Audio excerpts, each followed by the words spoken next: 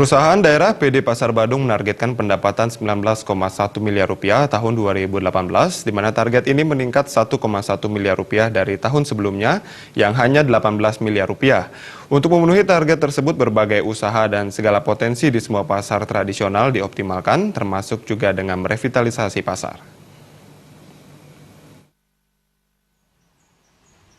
Direktur Utama PD Pasar Badung, Made Sutarma mengatakan saat ini PD Pasar Badung mengelola 10 pasar tradisional dan 1 unit bisnis. Dari 10 pasar, hanya beberapa pasar memberikan kontribusi cukup signifikan seperti Pasar Kuta 1, Pasar Kuta 2, Pasar Hewan Brigit, Pasar Umum Brigit, dan Pasar Nusa 2. Sedangkan pasar yang kontribusinya belum maksimal, yakni Pasar Kertasari Latu dan Pasar Tenten Mengwi.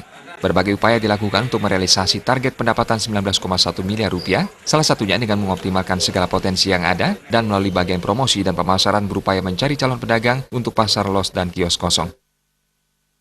Memang dari target pendapatan 2018 meningkat sejumlah 1,1 miliar rencananya, yang dari tahun 2017 tercapai 18, sekian miliar, kemudian 2018 kita naikkan menjadi 19,1 miliar.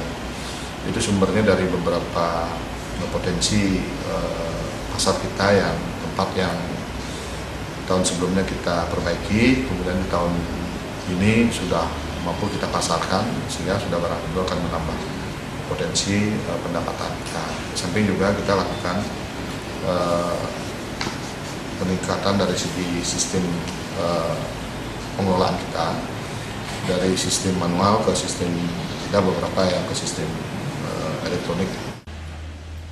Selain itu, penataan beberapa bangunan pasar tradisional di Badung terus diupayakan dengan perbaikan atau revitalisasi. Namun karena tidak adanya bantuan penyertaan modal dari Pemkab Badung dan hanya menggunakan dana perusahaan, maka perbaikan dilakukan secara bertahap, hanya penataan fasilitas umum dan parkir. Sementara terkait rencana penataan Pasar Kuta 1, Pemkab berencana akan membantu memperbaikinya dengan diusulkan melalui penyertaan modal. Meski kini di tengah penyelesaian, Detail Engineering Design atau DED diharapkan tahun 2019 revitalisasi total bisa dilaksanakan.